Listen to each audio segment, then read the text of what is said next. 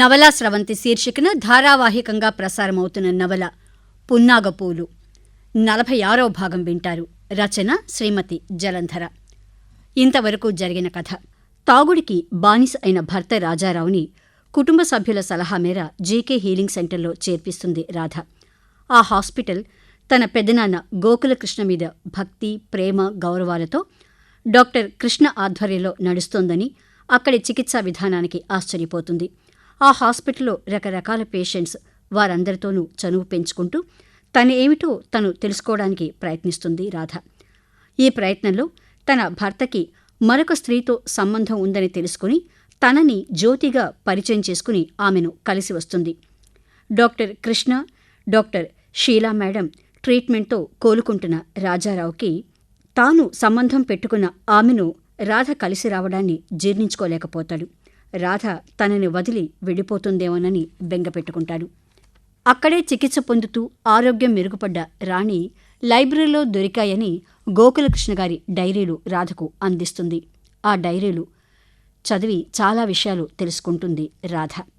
గోకులకృష్ణ బ్రతికి ఉన్న రోజుల్లో రాధ తల్లి లావణ్య మీద ప్రేమను పెంచుకుంటాడు. లావణ్య కుటుంబం అతన్ని అనేక రకాల ఇరకాటంలో పడేస్తారు. లావణ్య వ్యామోహంలో పడి తన సవతి తల్లిని దూరం చేసుకుంటాడు గోకులకృష్ణ. రియల్ ఎస్టేట్ బిజినెస్లో పెట్టుబడి పెట్టి నష్టపోయిన ఎన్ఆర్ఐలను నచ్చజెప్పడానికి తాను విదేశాలకు వెళతాడు.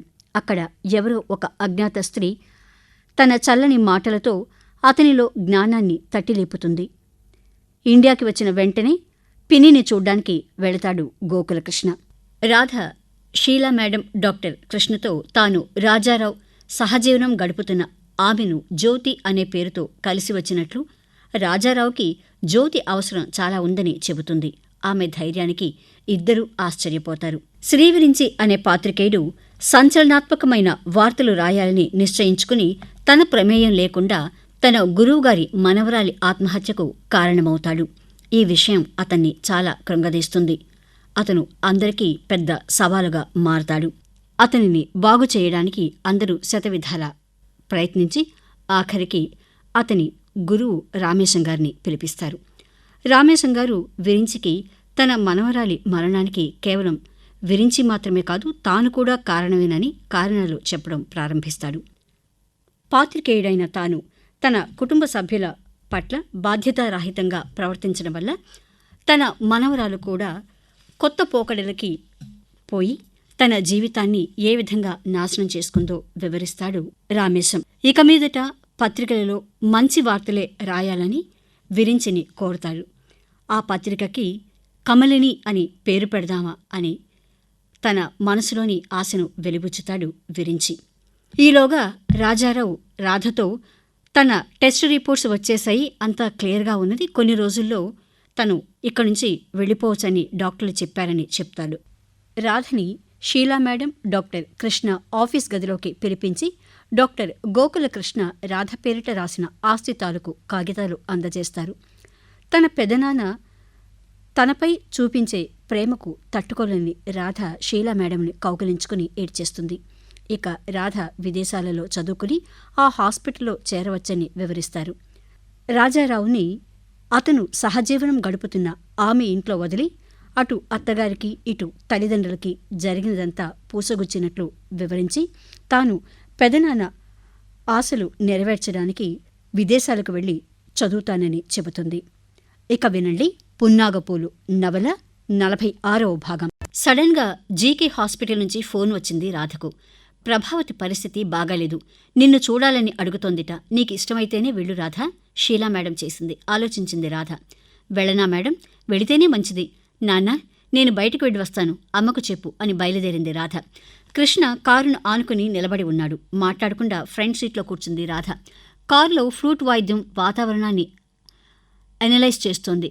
ఏమైంది ఆంటీకి? మెల్లగా అడిగింది రాధ. మీరిప్పుడు సందేహంగా అన్నాడు కృష్ణ. అమ్మా నాన్న దగ్గర ఉన్నాను అని మెల్లిగా అతనికి తన జీవితంలో చోటు చేసుకున్న కొత్త పరిమాణాలు, మలుపులు, రియాక్షన్లు అన్నీ చెప్పింది. అందులో తను ఎంత తెలివిగా డీల్ చేసింది అన్న పోజ్ కన్నా ఎందుకు ఏది అలా డీల్ చేయవలసి వచ్చిందో వివరణ ఉన్నది. బయటపడలేదు కానీ లోపల ఆమె తీసుకున్న నిర్ణయాన్ని అమలుపరిచిన విధానానికి ఆశ్చర్యపోతున్నాడు డాక్టర్ కృష్ణ. ఈ అమ్మాయిలో ఇన్ని తెలివితేటలున్నాయా? పరిమళ హాస్పిటల్ నుంచి బయటకు వెళ్ళిపోతోంది. అందుకే మీరు వెళ్ళిపోమ్మన్నారన్న ఖర్చుతో చిన్న శూర్పణఖ స్టైల్లో ఒక పని చేసిందట. ఏమిటి? రాజారావు గారిని హాస్పిటల్లో ఉండగానే కలుసుకుని మీకు నేనంటే ఇష్టమని వగైరా చాలా చాలా చెప్పిందట. కృష్ణ వేళ్లు స్టీరింగ్ వీల్ మీద బిగిసిపోయాయి. మొత్తానికి పాము పడగ విప్పిందన్నమాట. తర్వాత ఫోన్లో ఆ విషయం నాకు చెప్పింది. మీరేమన్నారు? నేనేమనుకుంటాననుకున్నదో సరిగ్గా అందుకు వ్యతిరేకంగా చెప్పాను. ఆశ్చర్యంగా చూశాడు కృష్ణ. ఏమని? పోల్నేడి పరిమళ, మంచి పని చేశారు.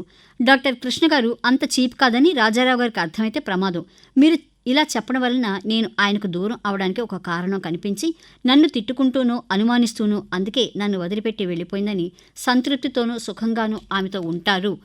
నేను ఆస్ట్రేలియా వెళ్ళిపోతున్నాను. ఏర్పాట్లన్నీ అయిపోయాయి. బహుశా 2-3 గానీ తిరిగి రానేమో. నన్ను పై చదువులకు పంపించేది మీరేనని చెప్పాను. ఏమాత్రం తన వంక చూడకుండా నేరుగా రోడ్డునే గమనిస్తూ మాట్లాడుతున్న ఆమె ముఖంలో విచిత్రమైన వెలుతురు గమనిస్తున్నాడు. ఏం మనిషి? ఏమన్నది పరిమళ? కుతూహలంగా అడిగాడు. ఒక సెకండు సైలెంట్ అయిపోయింది. I'm sorry Radha, I'm really sorry. కృష్ణగారు నాకు అర్థమయ్యారనుకున్నాను. కానీ ఆయన సంగతి సరే, మీరు అస్సలు నాకు అర్థం కాలేదు అని ఇప్పుడు అనిపిస్తోంది. మీరు ఎలా జీకే హాస్పిటల్కి వచ్చారు? ఎంత మారారు అని చాలా మాట్లాడింది. కానీ తను మారలేదు. కూర రుచి నాలుకకు అర్థమవుతుంది, కానీ 10 సార్లు కలయబెట్టిన గరిటకు తెలియదుగా అనేవారు గురువుగారు. అదే జరిగింది పరిమళ విషయంలో. ఆమె చాలా సమర్థురాలు, చాలా తెలివిగలది. తన పనిలో ఏనాడు అశ్రద్ధ ఎరగదు. కానీ ఒక్క యాటిట్యూడ్ ప్రాబ్లం ఉన్నది. ఇంకా ఆ మనిషిలో ఎన్ని అద్భుతమైన గుణాలున్నా రాణింపుకు రాకుండా పోతాయి. ఏవేవో చెప్తున్నాడు Krishna. The true battle between good and evil is fight within. అన్నింటికీ బ్యాలెన్స్ కావాలి. ప్రకృతి, పురుషుడు ఎనర్జీకి మాస్ కావాలి. అలాగే మనిషిలో భగవంతుడు ఉన్నప్పుడు ఆయనకు పర్యాయపదంగా ఉండేది ఉంటుంది, తప్పదు. ఫైనల్గా అంతా మాయ అయినప్పుడు భ్రాంతిని పొందుదామన్న తపనలో అందమైన భావన కూడా మిగలదు అని తెలియడం చాలా ముఖ్యం. అతను మాట్లాడుతున్న చాలా విషయాలు అతని వంకే చూస్తూ వింటోంది రాధ. రాధ చాలా ముఖ్యమైన విషయాలు మాట్లాడేటప్పుడు ఎవరినీ చూడకుండా చెప్పేస్తుంది. అవి గ్రహించుకోలేని వారుంటే గాలిలో కలిసిపోతాయి. వాటిని అర్థం చేసుకోవాలనుకుంటే అయస్కాంతంలా ఆవరణ కల్పిస్తే మన ఆరాలో ఇంకిపోతారు.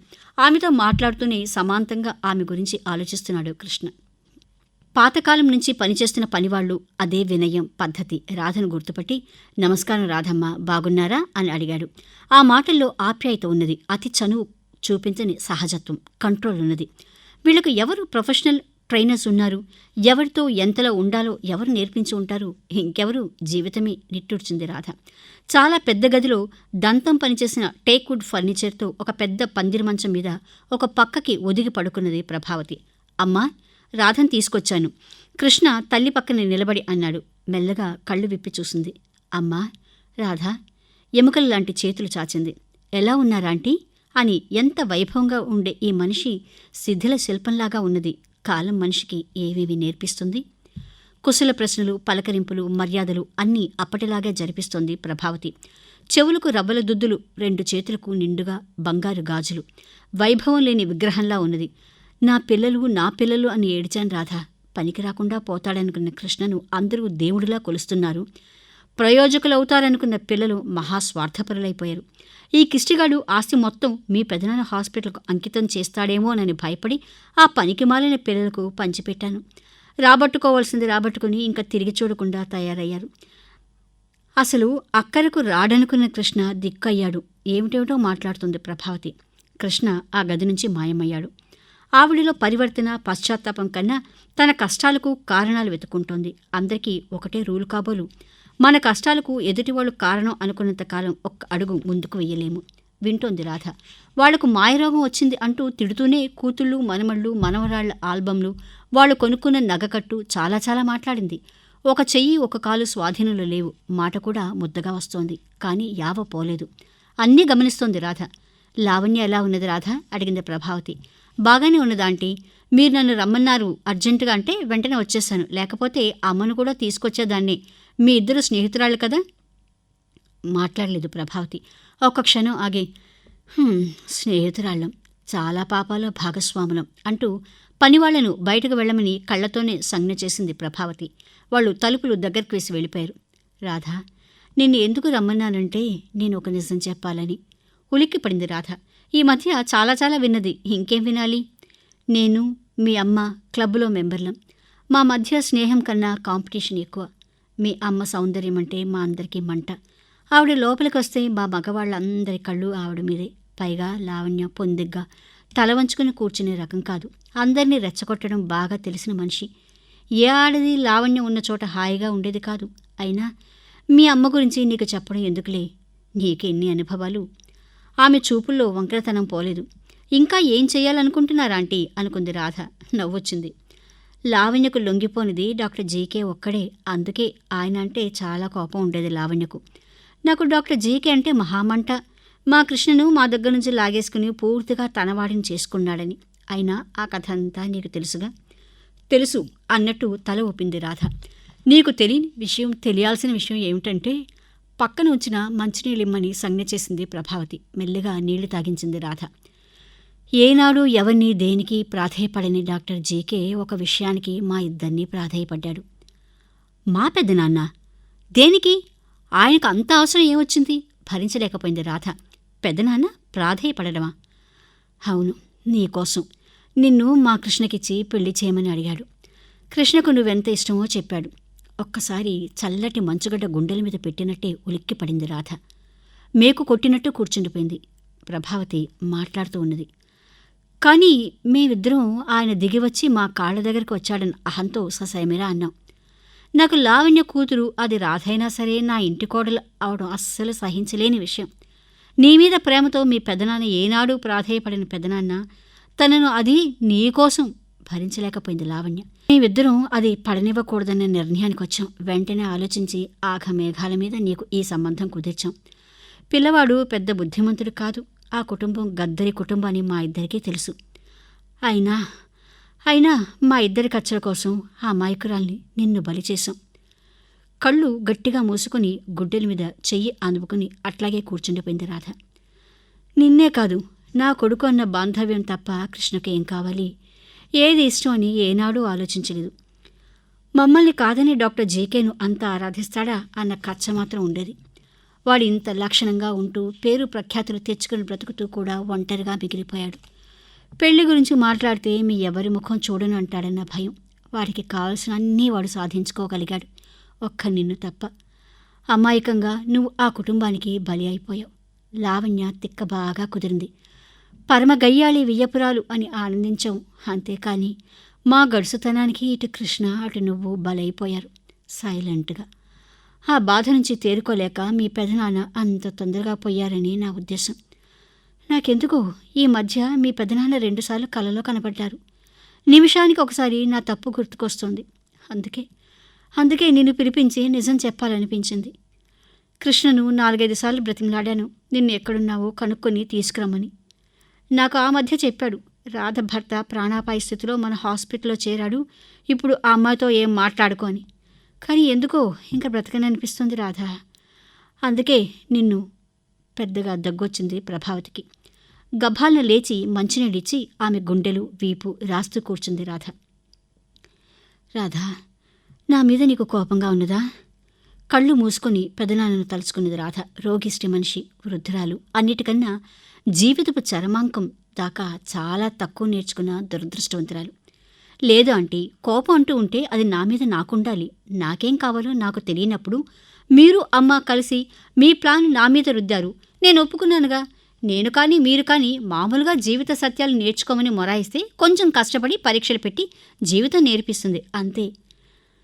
తను ఏం నేర్చుకున్నది ఆలోచిస్తుంది ప్రభావతి. రాధా, నాకొక కోరిక ఉన్నది.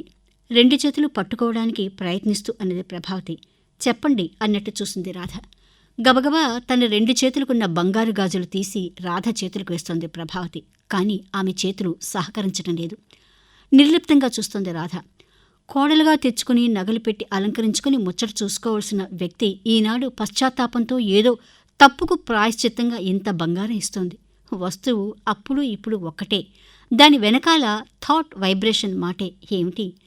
ఇంకా దిండుగలేబులో దాచిన నగకట్టు తీసి రాధ ఒళ్ళో పెట్టింది ప్రభావతి. తీసుకోకపోతే నేను చచ్చినంత ఒట్టు, పౌరుషంగా అన్నది ప్రభావతి. చచ్చిపోయేదానివి చావు మీద ఏం ఒట్టు వేస్తావమ్మా, ఇప్పటికీ నీ పంతం నెగ్గాలని నవ్వుకున్నది రాధ.